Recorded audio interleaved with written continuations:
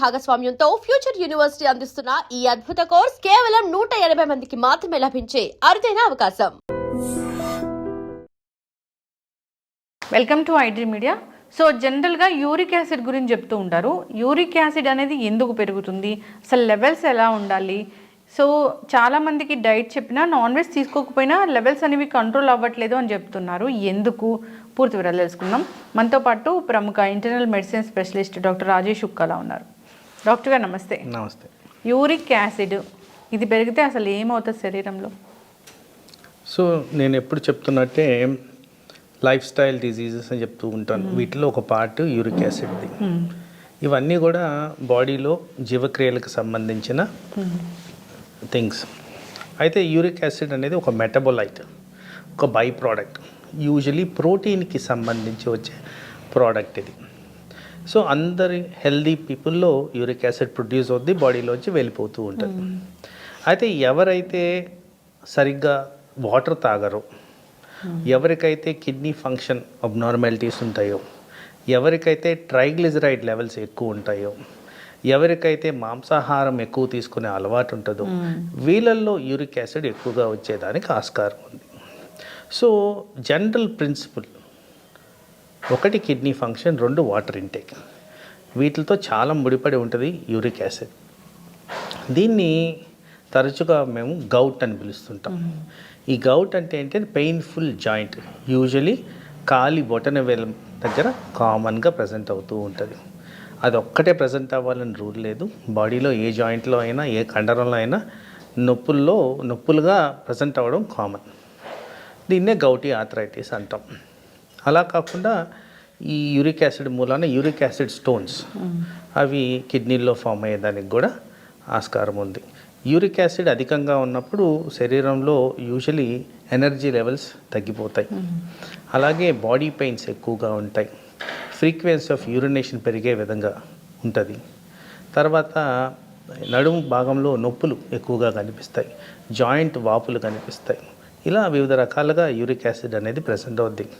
ముఖ్యంగా ఆల్కహాల్ తీసుకునే వాళ్ళల్లో యూరిక్ యాసిడ్ అధికంగా ఉండేదానికి ఛాన్స్ ఉంది. అలాగే కూల్ డ్రింక్స్ తీసుకునే వాళ్ళల్లో కూడా యూరిక్ యాసిడ్ పెరిగేదానికి ఆస్కారం ఉంది. మరి నాన్ వెజిటేరియన్ గురించి మాట్లాడుతున్నప్పుడు ఎక్కువగా రెడ్ మీట్తో యూరిక్ యాసిడ్కి సంబంధించి లెవెల్స్ పెరిగేదానికి ఛాన్స్ ఉంది. సో ఇలా డిఫరెంట్ రీజన్స్ వల్ల మన బాడీలో యూరిక్ యాసిడ్ పెరిగేదానికి ఆస్కారం. అయితే యూరిక్ యాసిడ్ వల్ల బ్లడ్ ప్రెషర్ ఎఫెక్ట్ అవుతుంది, హార్ట్ అటాక్స్ వచ్చేదానికి ఛాన్స్ ఉంది. తర్వాత కొన్ని జీవక్రియలు ప్రాబ్లం వచ్చేదానికి కూడా ఆస్కారం ఉంది. సో పలు రకాలుగా శరీరం అంతా ఎఫెక్ట్ అయ్యే విధంగా యూరిక్ యాసిడ్ అనేది బిహేవ్ చేస్తుంది. జాగ్రత్తగా ఉండాలి. పెరగడం అంటే ఎంత పెరుగుతుంది మనం హై అంటాము? సో నార్మల్గా మెన్ అండ్ విమెన్లో అరౌండ్ 6 ఉంటే హై, మెన్లో అరౌండ్ 7 ఉంటే హై. సో దీనికన్నా తక్కువ ఉండేటట్టే మనం చూసుకోవాలి. Simplest solution is hydration, diet regulation. నేను చెప్పిన వాటిల్లో ఏదన్నా మీరు అధికంగా తీసుకుంటూ ఉంటే వాటిని తగ్గించుకొని తీసుకుంటే యూరిక్ యాసిడ్ లెవెల్స్ అదుపులో ఉండేదానికి ఛాన్స్ ఉంది. మందులు ఎప్పుడు రాస్తారు డాక్టర్ గారు? సహజంగా ఏసిమ్టమాటిక్ అంటే ఏ ప్రాబ్లం లేకుండా యూరిక్ యాసిడ్ కనుక్కుంటే జనరల్గా వాటికి న్యాచురల్ పద్ధతుల్లోనే నివారణ చర్యలు చెప్తాం.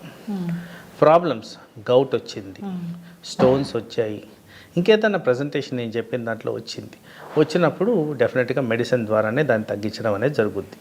యూరిక్ యాసిడ్ కోసం టెస్టులు ఏముంటాయి? యూరిక్ యాసిడ్ టెస్టేనా? 1 uric acid test, 2 kidney function test, 3 cholesterol test. ఇవి తప్పనిసరిగా చేసి నిర్ధారించడం జరుగుతుంది. ఏజ్తో సంబంధం లేకుండా వస్తుందా ఇది?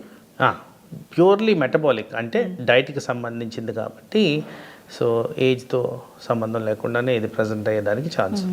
యూరిక్ యాసిడ్ పెరిగింది, బీపీ పెరిగింది అన్నప్పుడు యూరిక్ యాసిడ్ కంట్రోల్లో ఉంచుకుంటే బీపీ అనేది తగ్గిపోతుందా? అదొక కారణమే.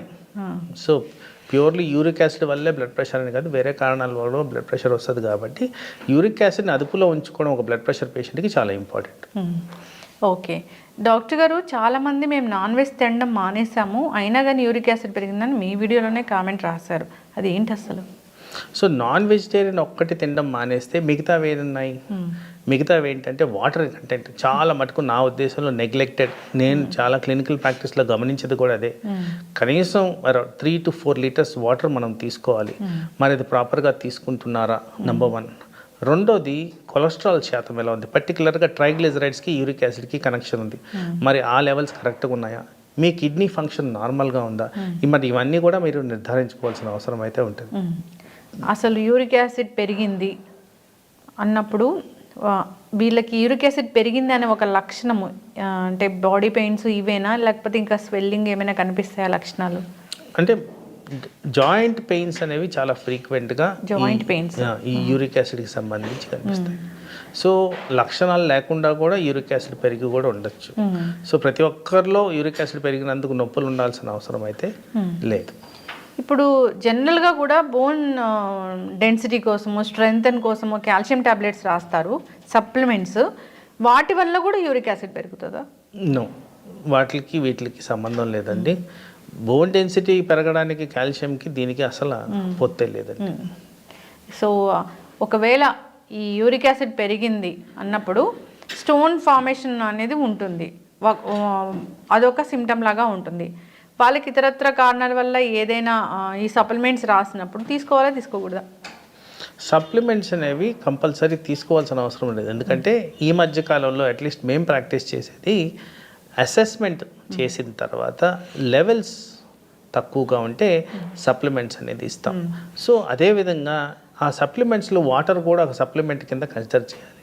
ఎప్పుడైతే మీరు వాటర్ బ్యాలెన్స్ ప్రాపర్గా మెయింటైన్ చేస్తారో, ఈవెన్ అధికంగా కానీ సప్లిమెంట్స్ తీసుకున్నా కానీ, పర్టికులర్గా మనం డిస్కస్ చేసే ఈ కాల్షియంకి సంబంధించిన స్టోన్స్ గురించి మాట్లాడినప్పుడు వాటర్ ద్వారా అవి కూడా రాకుండా మనం నివారించుకోవచ్చు. డాక్టర్ గారు, ఇప్పుడు యూరిక్ యాసిడ్ ఎక్కువగా ఉన్న పేషెంట్ మీ దగ్గరికి వచ్చారు అంటే, ఎక్కువగా ఉంది ఆ లెవెల్స్ కన్నా అన్నప్పుడు, వాళ్ళకి డైటా లేకపోతే టాబ్లెట్స్ రాస్తారా? సిమ్టమ్స్, రిస్క్ ఫ్యాక్టర్స్ అసెస్మెంట్ బట్టే వీళ్ళకి డైటా లేకపోతే న్యాచురల్ పద్ధతిలో తగ్గించుకోవాలని రాస్తాం. ఎప్పుడు కూడా బార్డర్ లైన్ ఉండి ఏం ప్రాబ్లం లేకపోతే వాళ్ళని మానిటరింగ్ పెట్టేసి ఒక 6 to 8 వీక్స్ మధ్యన రివ్యూ చేయడం అనేది జరుగుద్ది. Associated conditions like for example triglycerides ఎక్కువ ఉన్నాయి అనుకోండి, వాటికి ట్రీట్మెంట్ ఇచ్చిన తర్వాత ఈ లెవెల్స్ ఎలా ఉన్నాయి అనేది కూడా మేము నిర్ధారించడం జరుగుద్ది. ఓకే, ఎస్, చక్కటి ఇన్ఫర్మేషన్ డాక్టర్ గారు. టెస్ట్లు అనేవి సర్వసాధారణంగా 6 నెలలకు ఒకసారి, 1 ఇయర్కి ఒకసారి చేయించుకోవాలని మీరు చెప్తూ ఉంటారు. దాంట్లో ఈ యూరిక్ యాసిడ్ టెస్ట్ అనేది కంపల్సరీ ఉంటుంది కదా? మధ్యకాలంలో కంపల్సరీ చేస్తున్నాం. ఓకే, తేడా ఉన్నట్లయితే ఖచ్చితంగా సంప్రదించాలి. సో ఇది పెరగకుండా ఉండాలంటే మీరు చెప్పిన లైఫ్ స్టైల్ చేంజెసే. ఎప్పుడు కూడా సరైన ఆహారం తీసుకోవాలి, సరైన నిద్ర ఉండాలి, ఫిజికల్ యాక్టివిటీ ఉండాలి, మంచి వాటర్ ఉండాలి. హైడ్రేషన్ అనేది చాలా చాలా ఇంపార్టెంట్. చాలా సింపుల్ టాస్క్. మనం నాన్ వెజిటేరియన్ ఐటమ్స్ తగ్గించుకోవాలి, కూల్ డ్రింక్స్ తగ్గించుకోవాలి, ఆల్కహాల్ తగ్గించుకోవాలి, వెజిటేరియన్ ఐటమ్స్ ఎక్కువ తీసుకోవాలి, డైరీ ప్రోడక్ట్స్ తీసుకోవచ్చు. దీని ద్వారా మనకి యూరిక్ యాసిడ్ అయితే పెరగదు. అసలు కూల్ డ్రింక్స్, ఆల్కహాల్ రెండు ఒకటేనా? అంటే వాటిల్లో ఉన్న తత్వం, వాటి కంటెంట్ బట్టి ఆ యూరిక్ యాసిడ్ పెరిగేదానికి ఆస్కారం ఉంటుంది. ఓకే, చక్కటి ఇన్ఫర్మేషన్ డాక్టర్ గారు. అందరు ఫాలో అవ్వాలి. ధన్యవాదాలు. నమస్తే.